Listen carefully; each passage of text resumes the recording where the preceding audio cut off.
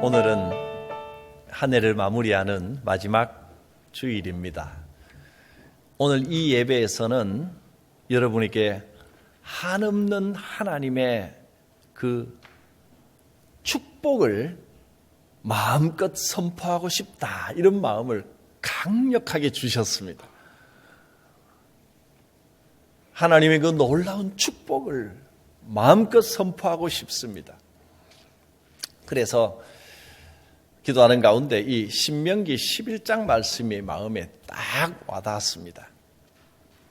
신명기 11장은 인생의 성공 방법, 인생의 참된 행복, 인생의 축복, 그것을 선포하는 말씀입니다. 그 중에 이 12절 말씀이 제 마음에 딱 꽂혔습니다. 내 하나님 여호와께서 돌보아 주시는 땅이라.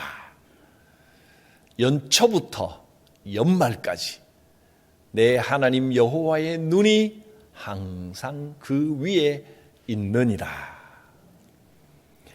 하나님께서 돌보아 주시는 땅, 그 땅에 사는 동안 하나님의 눈이 머물러 있다는 겁니다. 하나님께서 돌보아 주시는 땅이라는 것이 어디를 말하는 것입니까? 가나안 땅을 말하는 겁니다. 가나안 땅. 근데 우리가 보통 가나안 땅 그러면 요단강 건너가 만나리, 가나안은 저 영원한 천국, 죽고 난 다음이라고 생각하는 경우가 많습니다. 그런데 사실은 성경이 말씀하시는 가나안 땅은 죽음 이후가 아니라 예수 믿고 살아가는 우리의 삶을 말합니다. 교회 생활이 곧 가나안 땅입니다. 애굽은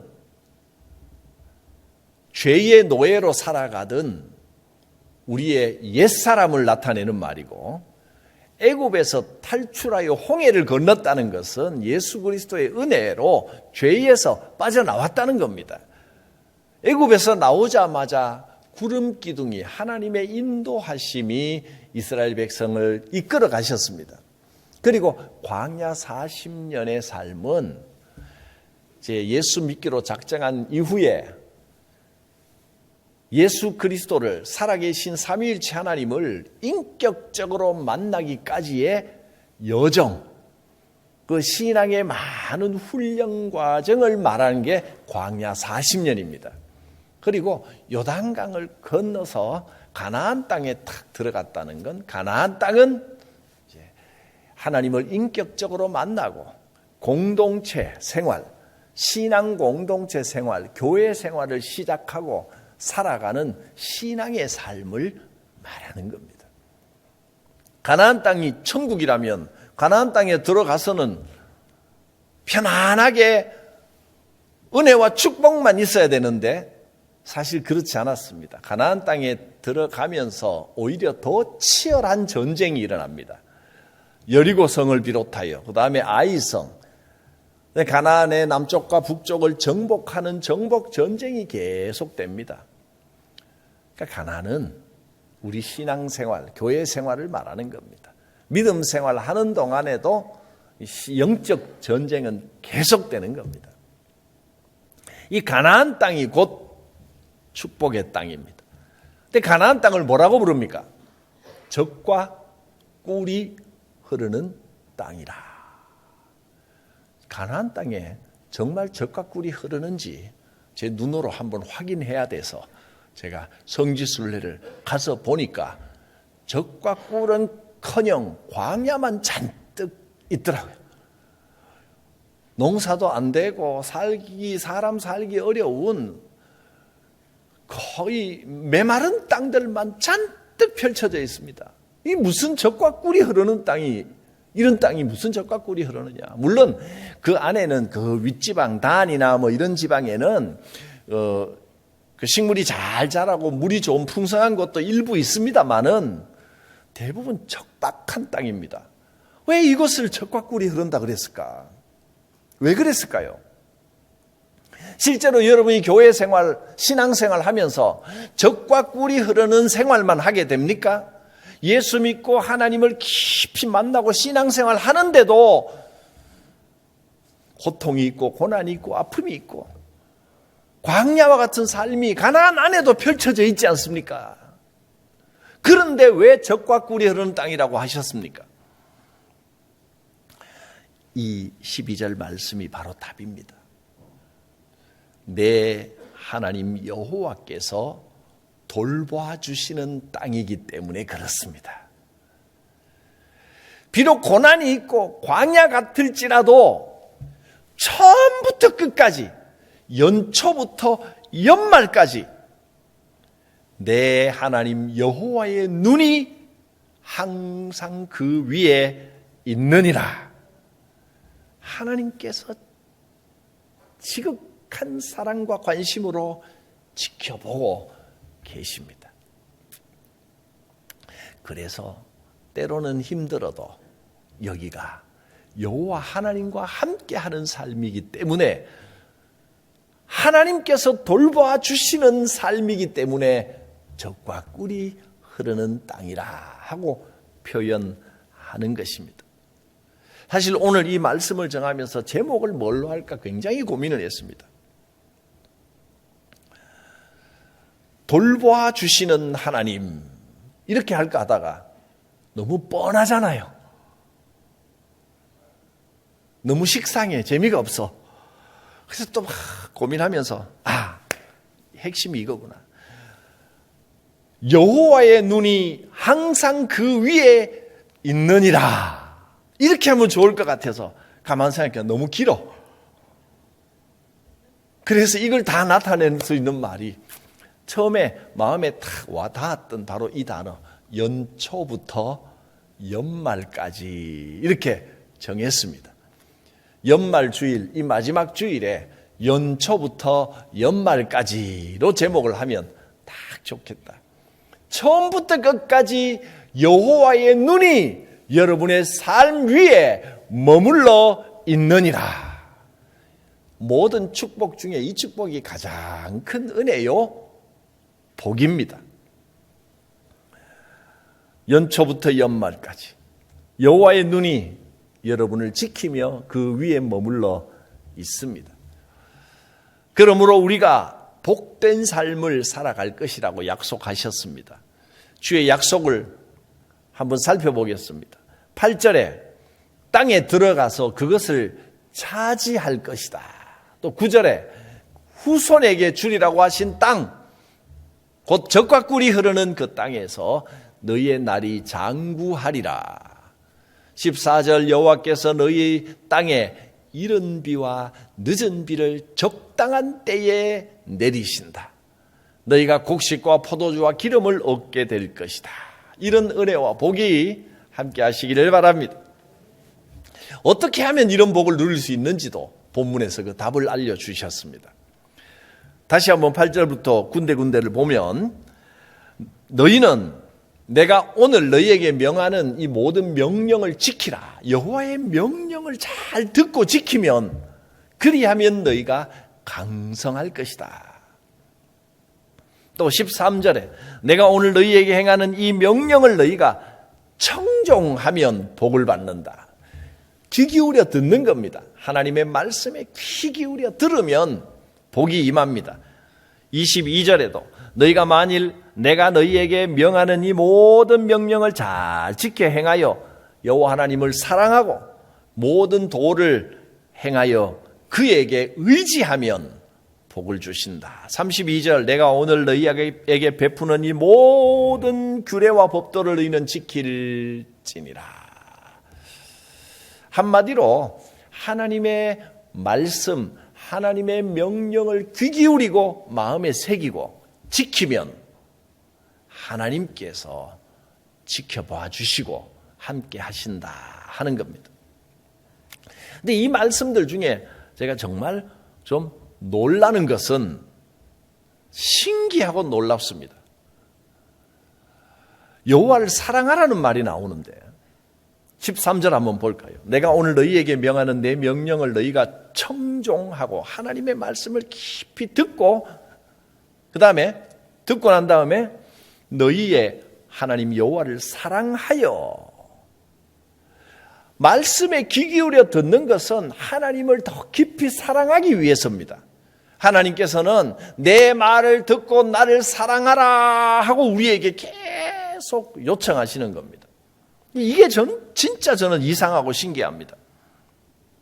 사랑하라는 말이 계속 나옵니다. 22절에도 보면 너희가 만일 내가 너희에게 행하는 이 모든 명령을 지켜 행하여, 명령을 지키도록 하는 이유가 뭐냐 하면 너희의 여호와를 사랑하고, 하나님의 말씀을 귀 기울여 듣고 지켜야 하나님을 사랑할 수가 있기 때문에 사랑을 위해서입니다. 하나님을 사랑하고 그에게 의지하고. 이게 정말 이상한 겁니다. 정말 신비롭습니다. 도대체 하나님께서는 인간이 뭘 하고 내가 무엇이길래 이토록 우리 인간에게 너희는 나를 사랑해다오, 사랑해라, 이렇게까지 요청을 하십니까? 하나님 보시기에 우리 인간은 먼지 같고 벌레 같은 존재 아닙니까? 아무것도 아닌 존재인데 왜 이렇게까지 사랑해다오, 제발 나를 사랑해라, 왜 그러십니까? 우리가 하나님을 사랑한다고 해서 하나님께 별로 득될 것 같지도 않은데 뭔 이익이 되겠습니까? 그런데도 하나님은 사랑해다오, 너희가 나를 사랑해야 된다, 계속해서 요청하시거든요. 이상합니다. 왜 그렇게 사랑해라, 사랑해라 하실까?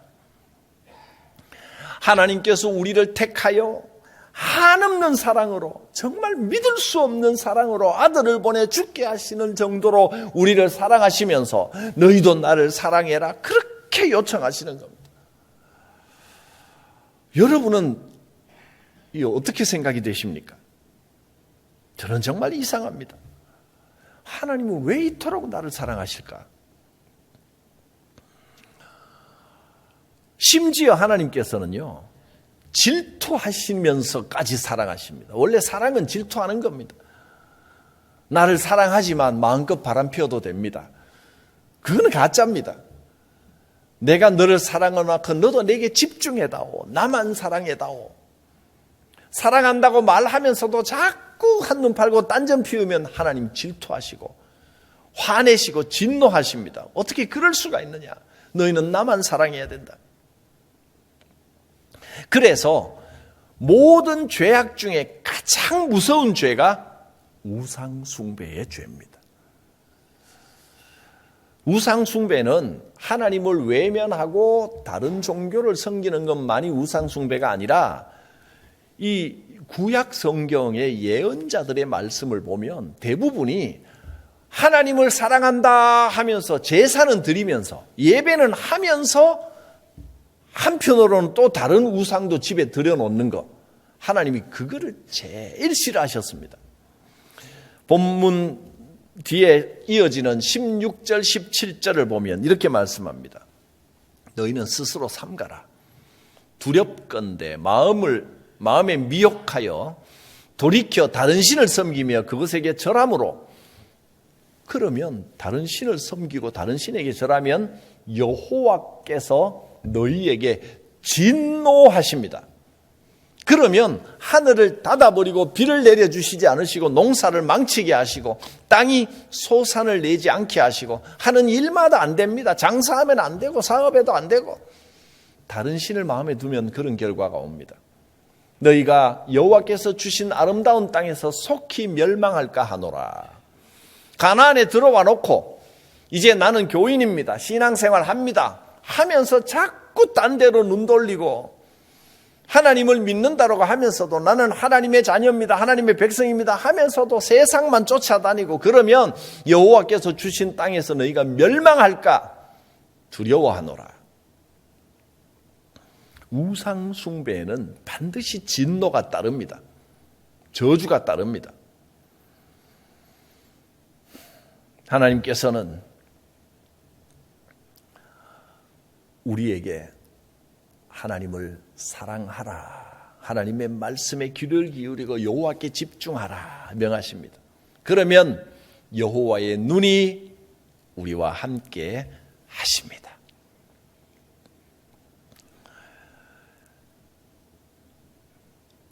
13절을 한번 보면 크게 하나님께서 우리에게 명하시는 것이 세 가지입니다. 첫째로 여호와의 말씀에 귀 기울이라는 겁니다. 내 명령에 청종하라. 두 번째로 사랑하라. 하나님만 사랑하라. 세 번째, 마음을 다하고 뜻을 다하여 섬기라. 마음을 다하고 뜻을 다하여 섬기라는 말, 이 섬기라는 말은 예배를 말합니다. 진실된 예배를 드리라는 겁니다. 우리가 정말 하나님의 복을 누리려면 무엇보다 예배가 바로 서야 됩니다. 우리는 하나님을 예배하는 예배자입니다. 이스라엘 백성들을 애굽에서 이끌어내신 목적이 예배하는 백성이 되게 하려고입니다. 광야 40년을 그렇게 훈련시킨 목적이 예배할 줄 아는 백성이 되게 하기 위해서입니다. 여러분은 예배자입니다. 하나님께 온전한 예배를 드려야 됩니다. 마음을 다하고 뜻을 다하여 예배하는 자가 되어야 됩니다. 사실 유대교나 캐톨릭이나 종교개혁 이전에 유대교도 그렇고, 유대교는 신약성경이 없습니다. 신약성경, 예수님이 오신 의미와 그 뜻을 모릅니다. 성령을 잘 모릅니다. 그리고 캐톨릭은 예수님이 오신 이후 신약성경을 귀하게 여기지만 평신도들이, 일반 성도들이 성경을 직접 읽지 못하도록 했습니다. 그래서 신부들이, 사제들만 성경을 읽고 자기들 마음대로 막 성경을 해석했기 때문에 신앙이 성경 중심이 아닙니다. 그래서 문제가 있는 겁니다. 그런데 종교 개혁을 하고 난 다음에 성경으로 돌아가자 하면서 성경이 말씀하시는 바가 무엇인지를 명확하게 알고 나은 다음에는 이제 이 예배의 중요성이 확 살아납니다. 유대교나 캐톨릭은 예배가 핵심이 뭐냐 하면 참석하는 게 제일 중요합니다. 예식과 그 예전에 생각은 좀 콩밭에 가 있어도 중요한 건 참석을 했느냐 안 했느냐, 참여를 하느냐 안 하느냐, 그게 제일 중요합니다. 그래서 성만찬을 해도 내 마음이 어디 있든지 간에 떡과 포도주를 받으면 그게 실제로 내 몸에 들어와서 예수의 몸이 되고 피가 돼서 나를 변화시키는 능력이 거기에 있는 겁니다. 그리고 예배를 드릴 때도 예수님의 그 권능이 있는 성수를 뿌리면 내 마음과 관계없이 물질적으로 실제적인 막 영향력이 나타나는, 그렇게 생각을 합니다. 그런데 종교개혁 이후에 성경을 보니까 하나님이 원하시는 건 그렇게 몸만 와 있는 게 아니다 하는 것을 깨달았습니다. 하나님께서는 우리들 한 사람 한 사람이 제사장이 되기를 원하십니다. 모두가 제사장입니다. 제사장이 앞에서 집례하고 백성들은 그냥 와 있기만 하면 되는 게 아니고 여러분이 각자가 제사장입니다. 제사장이란 하나님 앞에 예배를 집례하면서 하나님을 직접 만나는 겁니다. 과거에는 1년에 한 번 제사장이 지성소에 들어가서 하나님을 배울 수, 두려운 마음으로 배워야 되는 건데, 지금은 매 주일마다 여러분이 제사장이 되어서 하나님을 직접 뵙습니다.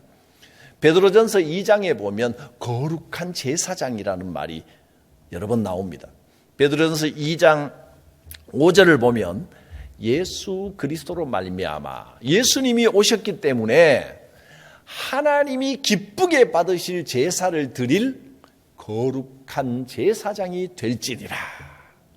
여러분 한 분 한 분이 제사장입니다. 모든 사람이, 만인이 제사장입니다. 그래서 종교개혁 사상, 이 정통신앙의 가장 중요한 고백 중에 하나가 만인 제사장입니다. 모두가 하나님을 만나는 제사장이 되는 겁니다. 모두가 제사장으로 예배를 드리는 겁니다. 그래서 우리 예배가 공동체로 드리는 예배이면서 동시에 개인이 드리는 예배가 되어야 됩니다. 예배의 기본은 우리 출애굽기에 하나님께서 처음 예배를 명하실 때부터 회막을 짓고 거기에 온 회중이 모여서 예배를 드려라, 공동체가 예배를 드려라, 그렇게 지시를 하셨습니다. 예배는 기본적으로 공동체가 드리는 예배입니다. 그 안에서 여러분 이제는 우리들 한 사람 한 사람이 하나님을 직접 만나는 겁니다. 거룩한 제사를 올려 드리는 겁니다. 예배는 공연이 아닙니다. 쇼가 아닙니다. 어떤 의미에서는 공연이라고 볼 수도 있겠습니다. 거룩한 공연. 이 공연의 기획자, 연출자, 감독이 누굽니까? 예배가 하나의 거룩한 공연이라면 누가 감독하고 누가 연출하고 누가 기획하고 진행합니까? 누구요? 하나님. 네, 정확히 틀리셨습니다. 우리의 착각이 원래 여러분이 틀릴 줄 알고 틀리시라고 제가 물은 겁니다. 이 생각을 바로 잡기를 원합니다. 예배를 기획하고 꾸미고 연출하고 진행하는 것은 목사가 하잖아요. 예배 순서는 이렇게 짜고 배치는 이렇게 하고 목회자가 하는 일입니다. 설교도 준비해서 선포하기도 하고 이 다 목회자가 합니다. 그런데 감독, 연출자가 무대에서 막 실제로 배우들하고 막 섞여서 뭘 하는 게 아니잖아요. 제일 좋은 건 감독은 안 보여야 됩니다. 근데 육신적으로는 지금 목회자가 보이지만 영적으로는 목사는 안 보여야 됩니다. 감추어지는 게 정상입니다. 이 거룩한 공연을 이끌고 가고 기획하고 하는 일을 목회자가 합니다. 그러면 배우는 누굽니까? 이 공연에 실제로 이 공연이 음악도 있고 연기도 있고 또 애끓는 감정도 있고 다 있는 복합 공연인데 이 공연에 배우는 누굽니까? 목사가 배우였을 것 같은데 감독이 되어버렸으니 실제로 누가 공연을 합니까? 여러분이 배우입니다. 여러분이 공연을 하는 겁니다. 그럼 누가 청중입니까? 누가 이 공연을 관람합니까? 하나님께서 관람하시는 겁니다. 하나님 보시라고 우리가 공연을 하는데 여러분이 모두 그 공연의 주연급 배우들입니다. 뮤지컬 공연이라 치면 하나님이 감동하시도록 우리의 진심을 담아 노래를 합니다. 근데 노래하다 말고 한 1절 하다 말고 아이고 진동이 오네. 핸드폰 누가 문자를 보냈나? 찬송하다 말고 이러고 있으면 여러분 실제로 어디 뮤지컬 공연 가서 배우가 막 노래하다 말고 잠깐만 진동이 옵니다. 이러면 공연 망치는 겁니다. 배우가 자기가 해야 될 대사가 있고 맡은 역할이 있는데 그냥 들어갔다 나갔다 배우가 늦게 와버리면 집에 빨래 늘어났다고 배우가 일찍 가버립니다. 공연 망치는 겁니다. 하나님이 이 공연을 관람하고 계십니다. 우리는 충실하게 하나님 앞에 우리의 진심을 담아 감동적인 공연을 올려드리는 겁니다. 이거는 공연이 중요한 게 아니고 공연에 담긴 우리의 진심이 중요한 겁니다. 감동 있는 예배가 돼야 됩니다. 하나님께서 기뻐하시는 예배가 될 수 있기를 바랍니다. 여러분이 청중이 정말 관람하는 그런 예배가 되어버리면 이건 정말 쇼밖에 안 됩니다. 그런데 하나님이 관람하시는 공연이라면 이건 정말 아름다운 예배가 되는 겁니다. 예배에 성공해야 은혜가 임하고 축복이 임합니다. 공동체가 함께 드리는 예배가 하나님이 기뻐하시는 예배가 돼야 그 다음에 개인 기도도 있고 봉사도 있고 섬김도 있는 것이지 예배는 제대로 드리지 않고 예배에 성공하지 못하고 봉사하고 섬긴다고 하면 봉사하면서 싸웁니다. 질투하고 헐뜯고 다투고 그 예배에 성공하지 못해서 그렇습니다. 하나님 앞에 진심으로 예배를 드리고 하나님의 임재를 체험하고 나면 겸손하고 아름다운 봉사가 됩니다. 그런데 공동체가 드리는 예배를 제대로 하지 않고 예배에 실패하고 혼자서 개인 기도한다고 맨날 그러면 기도하면 할수록 교만해집니다. 예배에 성공해야 됩니다. 예배. 2025년 내년도에는 올해도 잘 해오셨지만 내년은 더욱더 예배의 본이 되고 예배가 바로 서고 예배를 통하여 부어주시는 이 은혜와 축복이 풍성하여 여호와의 눈이 항상 여러분에게 머물러 있으며 우리의 예배가 하나님을 기쁘시게 하는 축복이 있기를 바랍니다. 기도합니다. 거룩하신 하나님, 우리를 사랑하셔서 연초부터 연말까지 지켜주시고 항상 우리와 함께 하심을 감사합니다. 주님과 동행하는 복된 삶이 되게 하여 주시옵소서. 예수님의 이름으로 기도드립니다. 아멘.